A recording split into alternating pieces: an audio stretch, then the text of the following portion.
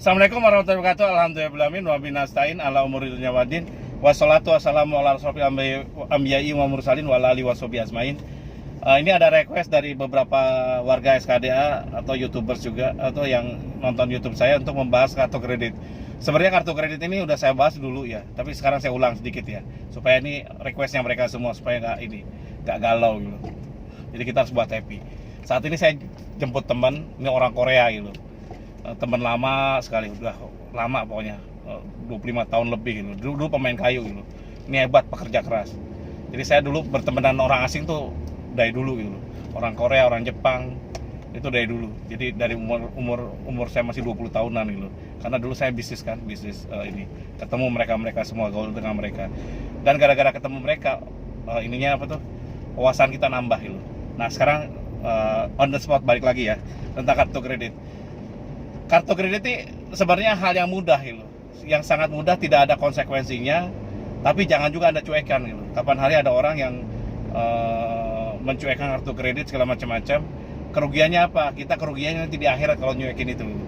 Lebih baik Anda selesaikan, kalau bisa bukan hanya bayar pokok, kalau Anda nggak mampu minta potongan pokok gitu, karena memungkinkan kalau di kartu kredit. Jadi diskonnya banyak gitu. Tapi kalau nggak diselesaikan itu jadi masalah bagi Anda di kehidupan Anda. Terus ke depan Anda masuk daftar ininya SID-nya bank itu kurang, nasabah tidak kooperatif itu, tidak bagus itu, blacklist lah gitu. Jadi 2 tahun tuh nama Anda nongol di situ gitu. Jadi SID ini saya jelaskan dulu sedikit ya. SID ini adalah satu perangkat sistem di mana bank, lembaga pembiayaan akan mengacu ke sana sebelum menilai kredit Anda. Saya tidak menyarankan Anda ngutang, tapi setidaknya enggak lah gitu. Jadi saya juga sama, sekarang ini saya sudah nggak peduli lagi dengan SID karena saya tidak mau ngutang lagi gitu. Jadi dulu saya tidak pernah 20 tahun lebih, 23 tahun saya nasabah lancar terus. Kemarin saya macetkan gitu. Dan macetkan dalam artian apa? Saya ingin menyelesaikan hutang saya.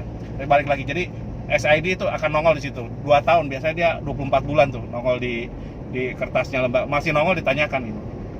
Jadi masih ditanyakan namanya bank kalau mau ngasih kredit. Jangankan yang miliaran, yang ratusan jutaan aja mungkin ditanya gitu, karena masih itu gitu. Dan kadang-kadang susah untuk dikabulkan. Oke, yang paling bahaya itu di akhirat nanti gitu, karena di akhirat nanti Anda sebagai pengutang itu harus bayar gitu. Dan alhamdulillah saya sudah tidak pakai kartu kredit udah 15 tahunan gitu. Itu. Terus kartu kredit itu kenapa bisa hal yang mudah? Sebenarnya gini loh. Dulu saya bicarakan dengan Anda, mana-mana yang harus kita selesaikan, hutang harus diselesaikan lebih dulu gitu. Pertama, yang ada sangkut pautnya dengan hukum gitu. Apalagi hukum pidana. Jadi kalau ada pidananya, Anda cepat perjanjian segala macam, Anda cepat selesaikan. Jadi yang membawa Anda ke penjara gitu. Terus yang kedua atau mencelakakan diri Anda gitu, ancaman dan yang lainnya.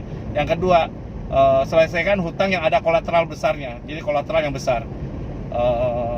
Terus yang ketiga, selesaikan kolateral yang biasa-biasa. Jadi 20% daripada hutang Anda itu. Kalau kolateralnya nilai hutang Anda lebih kecil nilai jaminan Anda daripada hutang Anda, ya Anda cutting loss saja dengan bank itu. Intinya apa? Ya serahkan ke bank gitu. Jadi saya pernah melakukan itu juga gitu. Biarkan aja bank melakukan itu.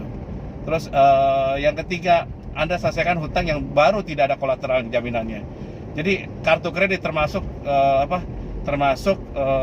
jenis pinjaman yang tidak ada ininya, tidak ada jaminannya gitu. Dan itu mudah sekali. Dan sebenarnya setiap Anda melakukan pembayaran kartu kredit cicil atau ininya, itu Anda sebenarnya udah bayar juga asuransinya gitu. Dan itu dijamin gitu. Makanya bank juga itu kadang kalau udah tidak bisa diserahkan ke pihak lain gitu. Ya, tidak terlalu keberatan banget gitu dengan kartu kredit.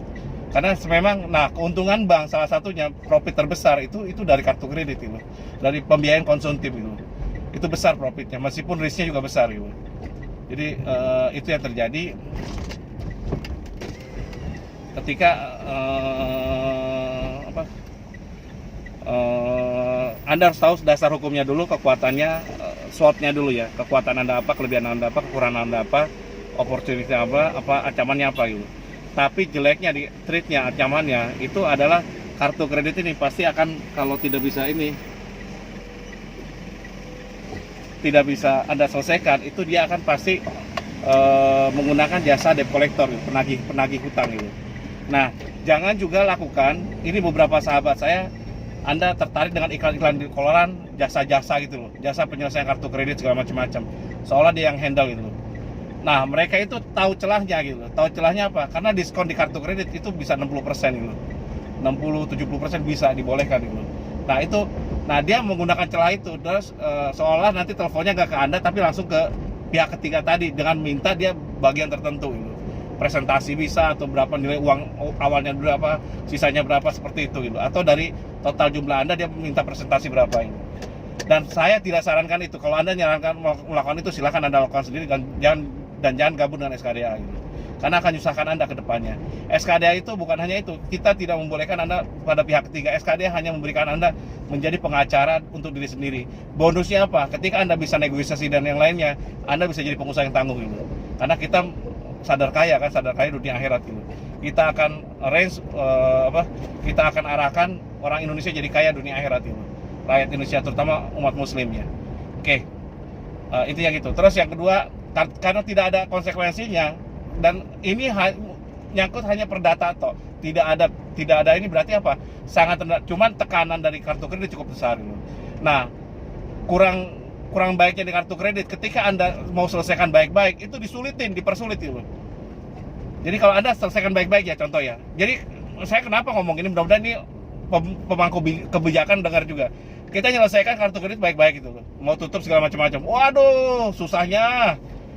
Berkali-kali telepon, 4 kali gagal terus gitu. Transfer pun dipersulit gitu. Transfer ke rekening ini belum masuk Pak gitu loh. Harus 2 hari, nunggu 2 hari lagi, telepon lagi. Itu saya alami gitu ketika saya nutup gitu. Padahal saya baik-baik nutupnya. Nah, daripada itu terjadi, ya akhirnya apa? Cenderung kita kalau baik-baik susah, ya kerasnya sekalian gitu. Caranya apa? Jangan bayar lagi.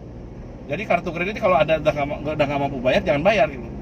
Jangan bayar lagi, selesaiin dulu, dan Anda mulai nego pokok gitu ke mereka semua. Habis pokok, Anda nego diskon gitu. Jadi lepaskan itu. Bisa gitu.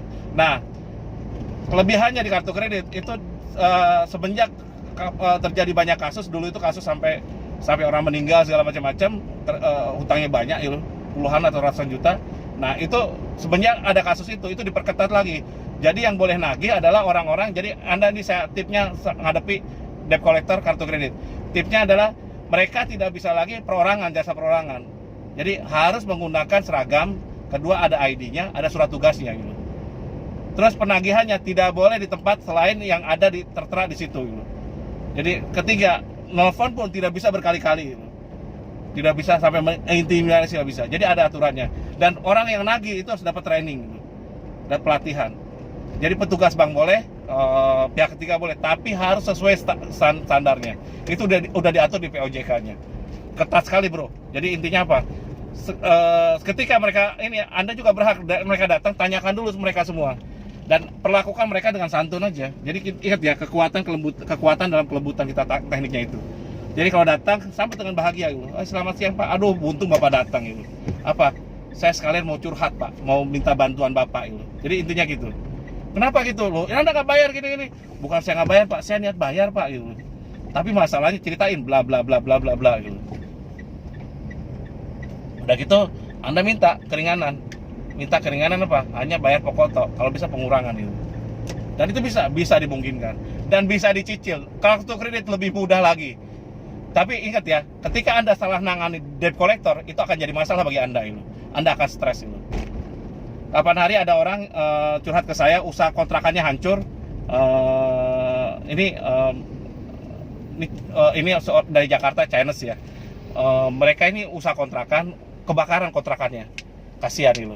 Terus dia punya kartu kredit puluhan juta, 60 atau berapa puluh juta gitu. Terus gimana caranya nangani gitu. Terus usaha dia nggak ada penghasilan lagi. Nah, kalau kayak gitu itu lebih mudah, fotokan aja kondisinya segala macam-macam. Nah, terus minta keringanan, kalau bisa ada RT RW ngasih tahu bahwa ini kebakaran memang punya dia segala macam-macam. Nah, itu kita ajukan dan dapat pengurangan luar biasa itu. Cap, saya belum ada uang Cap untuk menyelesaikan. Kita menyelesaikan hutang apapun itu jangan nunggu ada uang. Nego dulu, karena nego pun butuh proses gitu. Daripada Anda masuk ke ranah tuan prestasi dan Anda dapat tekanan, Anda dapat sumpah-sumpah dari orang, kan dosa gitu. Anda pintu rezekinya nggak kebuka. Hebatnya Islam adalah apa coba di Islam itu?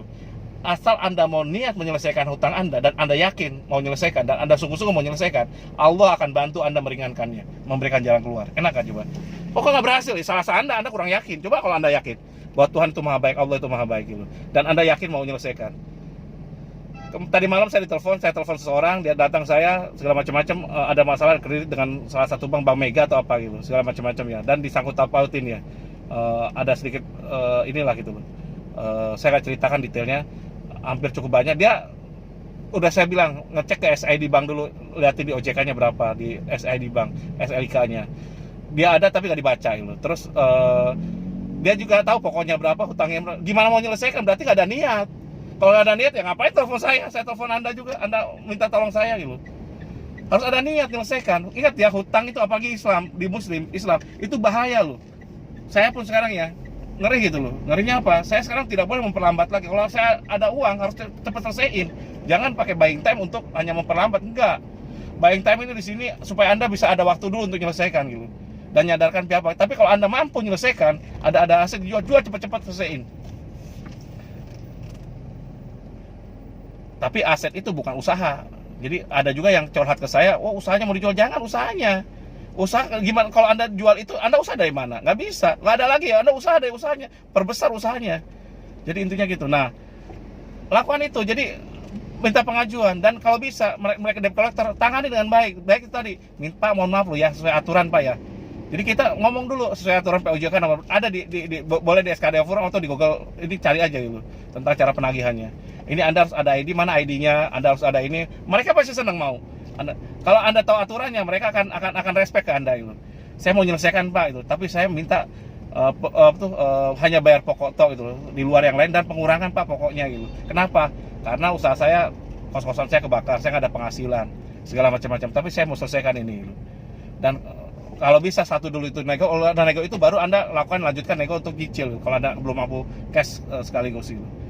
Jadi ini saya bahasan tentang kartu kredit, tidak ada konsekuensinya, nggak ada, hanya perdata. Perdata tuh jarang kartu kredit itu masuk ke perdata. Hanya paling nggak ada, dari 100 kasus mungkin cuma satu gitu. Nggak, itu karena Anda terlalu kebangetan gitu. Kebanyakan dicuekin. Karena apa? Kalau dicuekin pun itu akan hilang. Karena apa? Karena udah ada backup asuransinya ya, insuransinya di setiap cicilan Anda.